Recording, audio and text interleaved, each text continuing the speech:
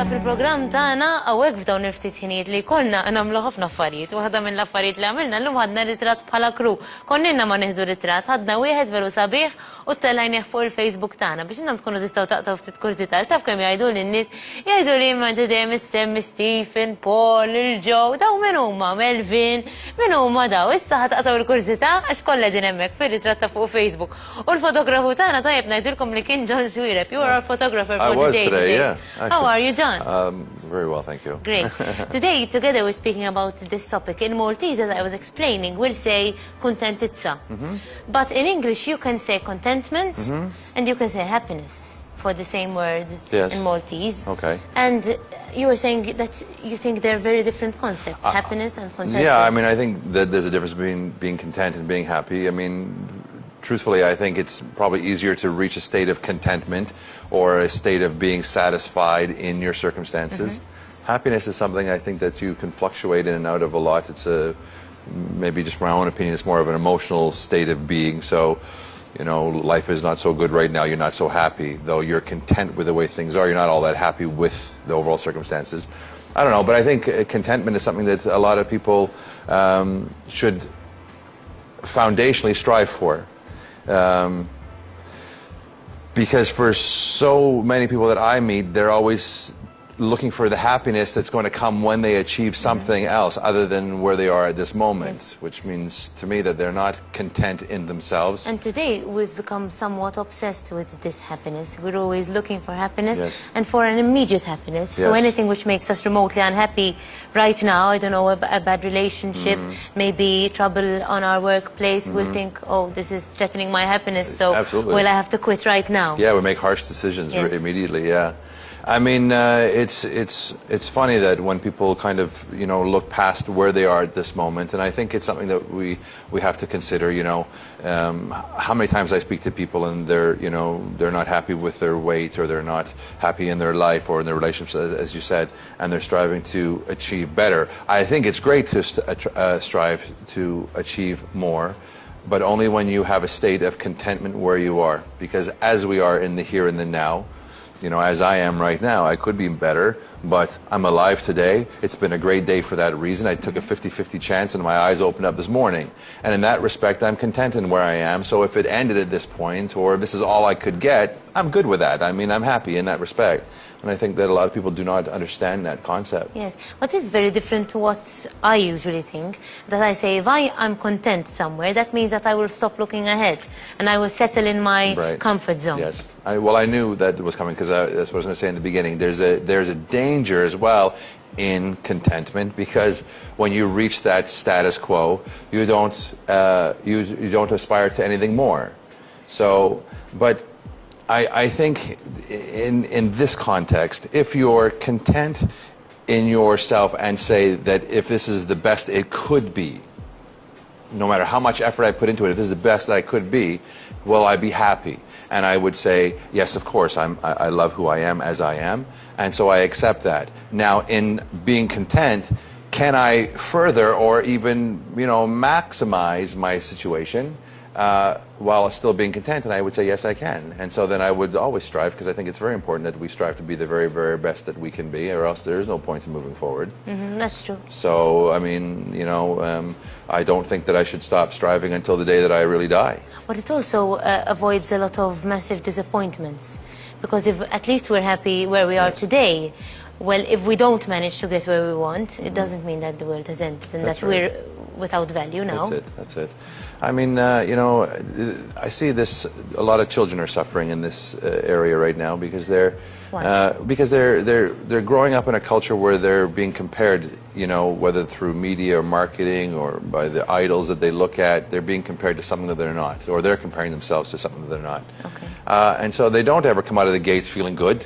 They're already 10, 11, 12 years old, already looking at their bodies and saying that it's not good enough, that I'm not good, and that they're comparing to somebody that's, you know, not unreachable, but not where they are at this point. And being very autocritical as well. Very much so. And so they're already running into the issues of, you know, body dysmorphic disorder. They're seeing themselves as ugly and not good enough.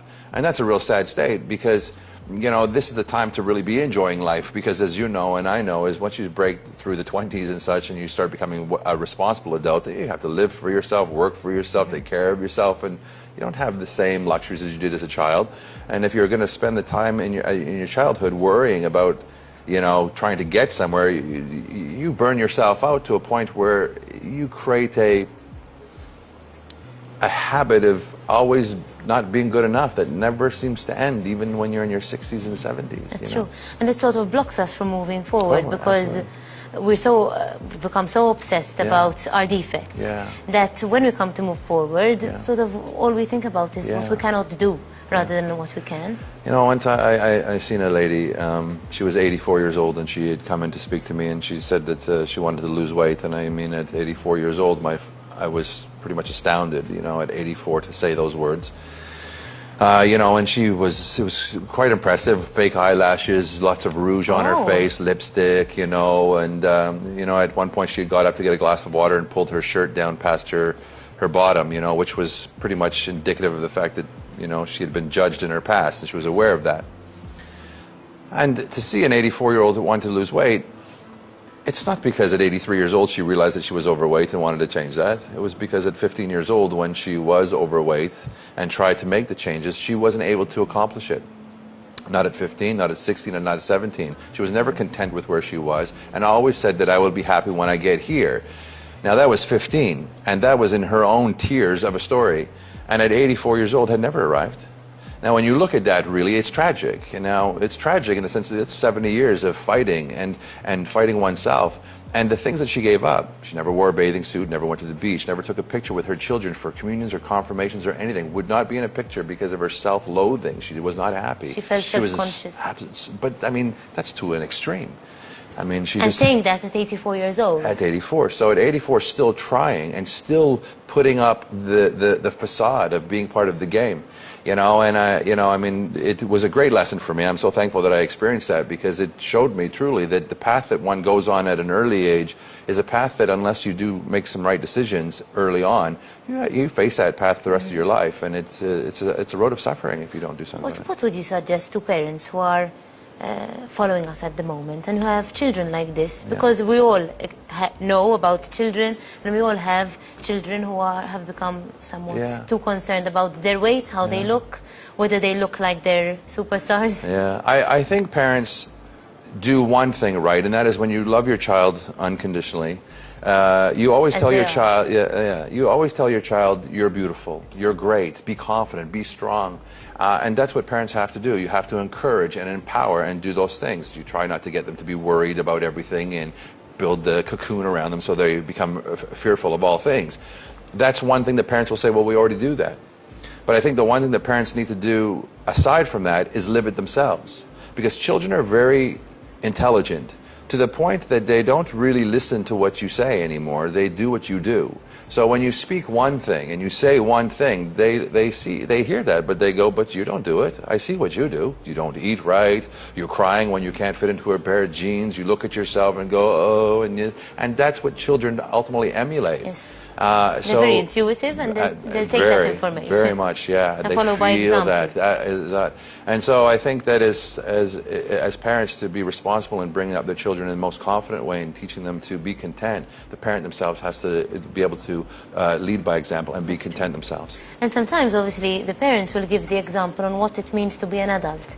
And sometimes the children will think that in order to grow up and in order to be like their parents, they will have to sort of simulated this behavior, being discontent, always, as you're saying, always saying that I'm not good enough, looking in the mirror and saying I'm ugly, well, putting on all this show, I don't know, fake lashes, as you're saying, and I don't know, makeup every day to cover up. And that's something we'll think is normal if we're brought up in a household like that. Yeah, I mean, nurturing is, I mean, how children are raised is basically a nurtured environment. So, you know, the children will ultimately be what their parents have bred into them.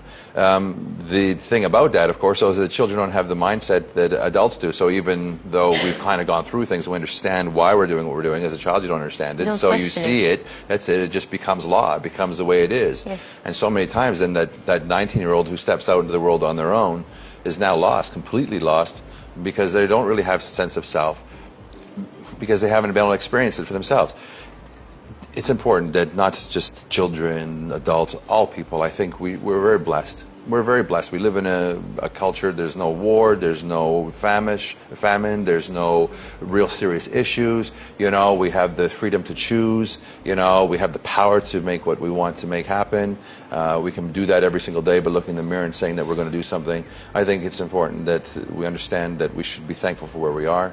And then, of course, always keep putting the pedal to the floor and move forward. That's true. And do you think that we should give messages of contentment to our children by affirming what's good in them and us? Or would it seem like boasting? No, I don't think it's, I mean, maybe some might see it as boasting, but I think we talked about this before, you know, being very confident or self-assured, you know, sometimes it looks like you're boasting or being, you know, too proud, but it helps us to build our own self-esteem and our self-awareness. I mean, if you can't look at yourself and say, I am good, I'm great, as a matter of fact, I'm good, I'm great, and, you know, I have the power to do all of these things, and so what's holding me back? Nothing but me. I think that's a very positive step, and I think that if we try to do that, even though we might see that as being opposite of what we've done in the past, maybe we would bring out a whole new breed of children, and it might be nice to see it. And it also boils down to positivity. We always speak about this. It would be very easy to think about the things that we don't have, because there is an infinite list, and anyone can pile up an infinite list of things that he doesn't have. Absolutely. But then there is another list of things that we do have, and which we can be grateful for. Absolutely. I mean, you know, how many times I ask people, you know, how they feel, like, how do you feel today? Is everyone great? And you hear the you know, and it's like really, and it frustrates me because, well, I mean, you woke up this morning, my God, like, be happy. You know, you have so many things at your disposal right now. It's not about, you know, how you're going to get this, or, you know, if you can get that, or you'll try to get that. It's within your grasp. You're swimming in success. You just have to accept it. And that's a positive concept that people have to adopt in their life, because if you don't adopt these concepts, then you're really living the opposite, which is, you know, I mean, everything is about, well, prove it to me, you know, I mean, I don't know, we'll see, hopefully I could get it, I don't know, I'm not lucky enough, my parents weren't lucky enough, I'm not either, and, you know, it takes us down a wrong path. And it's true, yeah. It's true. Yeah. U hemm ħafna affarijiet b'konna ngħidu jiena John li għandna għalfejn nkunu grati għalihom u nkunu kuntenti li għandna, u naħseb meta aħna nkunu kuntenti bl-istat li aħna nkunu nistgħu nimxu il qudiem għaliex anke meta nħarsu lura m'hemmx għalfejn ngħidu isma' jien ma rnexxilix. Imma nkun kuntent b'dak li rnexxieli nagħmel u ċerti li kulħadd għandu lista ta' affarijiet li għandu għalfejn ikun grat għalihom u għandu għalfejn ikun kuntent ħafna għalihom. Thank you, John. Thank you. Sometimes it's all a matter of perspective. Yeah, that's what it's always about, I think. Always. Yeah. Grazie ħafna lil John Xuereb. Min jixtieq aktar informazzjoni jista' jikkuntattjana fuq il-paġna tal-Facebook tagħna hemmhekk diġà hemm is-suġġett ta' John. Ġifieri tistgħu tiktbu taħt is-suġġett u John ikun jista' jwieġibkom dwar dan. John. I was just going to say that if anybody has any topics that they would like us to talk about, they could also do that on Facebook and kind of give us a suggestion list. Right. I'm sure they follow our spot. I know that. Sure. So whoever has any suggestions min għandu xi suġġerimenti jista' jiktbilna fuq il-paġna tal-Facebook u jiena ngħaddihom ovvjament lil John. Grazzi ħafna John. Moment ta' telebej meta niġu lura se nitkellmu ma' Pamela Muscat dwar l-ADHD, ġifieri jibqgħu hemmhekk.